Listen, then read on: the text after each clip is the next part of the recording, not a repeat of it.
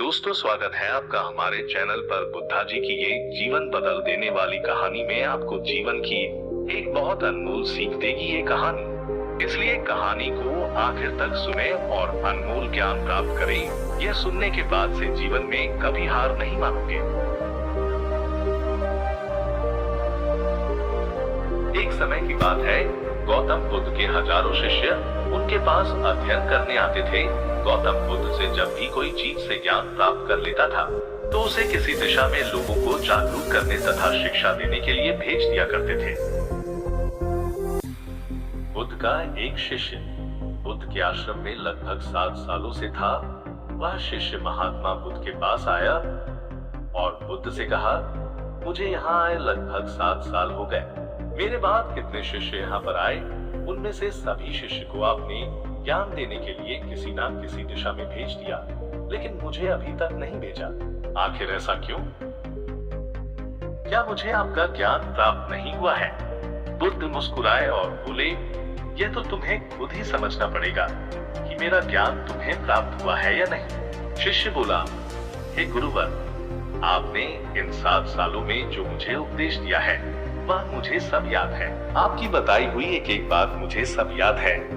आप कुछ भी मुझसे पूछ सकते हैं, मैं हर उत्तर देने के लिए तैयार हूँ। आप मुझे एक मौका तो दें ताकि मैं किसी भी दिशा में जाकर लोगों को अपने ज्ञान के बारे में बता सकूं। इस पर गुरुवर ने बोला कि ज्ञान की बात को याद रखने से कोई फायदा नहीं जब तक तुम उस आदत को खुद नहीं अपनाओ। शिष्य ने कहा, जो भी हो, कृपया मुझे एक मौका जरूर दे। आप मुझ पर भरोसा रखें। मैं सभी को अपने ज्ञान से प्रभावित कर सकता हूँ। मैं लोगों को ऐसी बातें बता सकता हूँ जिससे लोगों के जीवन में शांति आ जाएगी और वह अपना शांतिपूर्ण जीवन जी पाएंगे। तो फिर बुद्ध ने कहा, अभी तुम तैयार नहीं हो। जब तुम उसके लिए तैयार हो जाओगे तो फिर मैं तुम्हें खुद ही किसी दिशा में जाने के लिए बोल दूंगा। शिष्य ने कहा, क्या आपने मुझे इन 7 वर्षों में इतना भी ज्ञान नहीं दिया कि मैं किसी को प्रभावित ही ना कर पाऊं? गुरुवर ने कहा, ठीक है, तुम पूर्व दिशा में चले जाओ। वहां एक गांव मिलेगा। वहां से भिक्षा मांग कर लाना और अपने ज्ञान से लोगों की मदद करना। कल सुबह तुम वहां अकेले जाना और शाम में आकर मुझे बताना कि तुमने लोगों की सहायता कैसे की।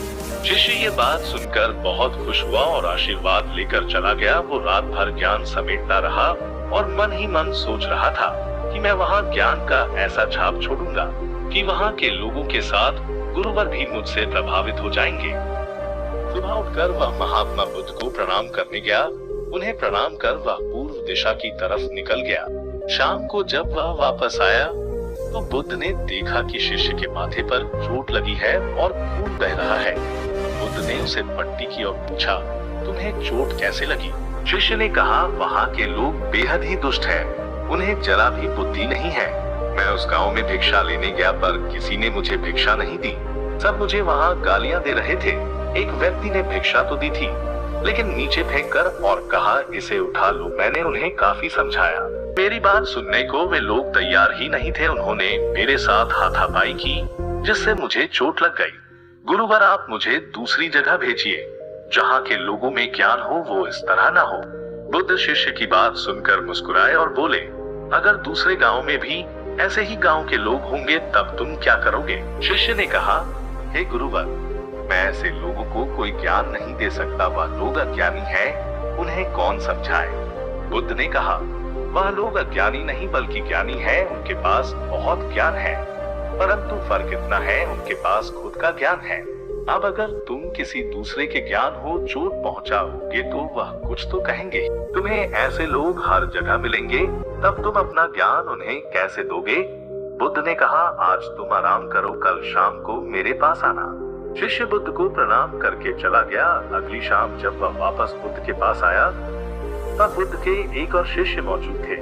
उनके हाथ में भी चोट लगी हुई थी। बुद्ध ने शिष्य के हाथ पर चोट देखा, उस पर पट्टी की और उससे पूछा, तुम्हें यह चोट कैसे लगी? शिष्य ने कहा, आपने पूर्व की ओर एक गांव में मुझे जाने के लिए कहा था, तो वही मुझे चोट लगी। बुद्ध ने कहा, वहां तुम्हारे साथ क्या क्या हुआ, तुम मुझे बताओ। शिष्य ने कहा, वहाँ पर मैंने सबसे भिक्षा मांगी, लेकिन किसी ने भी भिक्षा नहीं दी। एक व्यक्ति जिसने भिक्षा दी थी तो मुझे जमीन पर फेंक कर दी थी और कहा उसे उठा लो, तो मैंने उसे उठाकर अपने झोले में रख लिया और मैंने उसे सफल होने का आशीर्वाद दिया। तब उस व्यक्ति ने मुझसे कहा, आप बड़े अजीब लगते हो, मैं आपका अपमान कर रहा हूँ और आप मुझे आशीर्वाद दे रहे हो। तो मैंने उनसे कहा कि आप दानी हो, आपने मुझे दान दिया है, इसलिए मैं आपको आशीर्वाद दे रहा हूँ। फिर मैं वहाँ से आगे गया तो कुछ लोगों ने मुझे वहाँ से वापस जाने के लिए कहा। उन्होंने मुझे बहुत बुरा भला कहा और मुझ पर पत्थर भी फेंके, जिससे मुझे चोट लग गई। और जब मैं वापस आ रहा था तब रास्ते में मैंने एक माँ को रोते हुए देखा। वह अपने बीमार बच्चे को लेकर चिंतित थी। मैं तुरंत जंगल से जाकर उसके लिए जड़ी बूटी लाया, लेकिन वहाँ के कुछ लोग जड़ी बूटी देने नहीं दे रहे थे। फिर मैंने उनसे विनती की वह मुझे उस बच्चे का इलाज करने दे, उसके बाद वह जैसा कहेंगे मैं ठीक वैसा ही करूँगा। फिर जिस व्यक्ति ने मुझे भिक्षा दी थी उसने गांव वालों को समझाया। तब उन्होंने मुझे उस बच्चे को जड़ी बूटी लगाने दी। उसके कुछ देर बाद वह बच्चा ठीक हो गया। फिर गांव के जिन लोगों ने मुझसे अभद्र व्यवहार किए थे उन्होंने मुझसे माफी मांगी और धन्यवाद कहा और मैं वहां से वापस आ गया। गुरुवर, मेरी आपसे एक विनती है। उस गांव के लोग बहुत भोले भाले हैं, क्या मैं रोज उसी गांव में जाकर भिक्षा मांग सकता हूँ? ये सभी बातें पहला शिष्य खड़ा होकर बड़े ध्यान से सुन रहा था। उसने यह सुनते ही गुरुवर के चरणों में गिरकर कहा, हे गुरुवर, मैं समझ गया हूँ कि अभी मैं उस लायक नहीं हुआ हूँ कि मैं दूसरों को ज्ञान दे सकूं। बुद्ध ने कहा, हमें बाहर वैसे ही लोग दिखाई देते हैं जैसे हम अंदर से होते हैं। जब तक स्वयं को नहीं बदल सकते तब तक किसी को नहीं बदल सकते हैं। खुद में बदलाव लाना ही जरूरी है। अपने आप में बदलाव लाकर ही इस दुनिया को आप जीत सकते हैं। तो दोस्तों, ये जीवन को बदल देने वाली ये कहानी आपको कैसी लगी? उम्मीद करता हूँ इस कहानी से प्राप्त ज्ञान से अब आपके जीवन में सकारात्मक बदलाव जरूर आएगा। हम अपने इस चैनल पर ऐसी ही तमाम ज्ञान से भरी कहानियाँ लाते रहते हैं। हमसे जुड़े रहने के लिए हमारे चैनल को सब्सक्राइब करें और वीडियो को एक लाइक जरूर करें।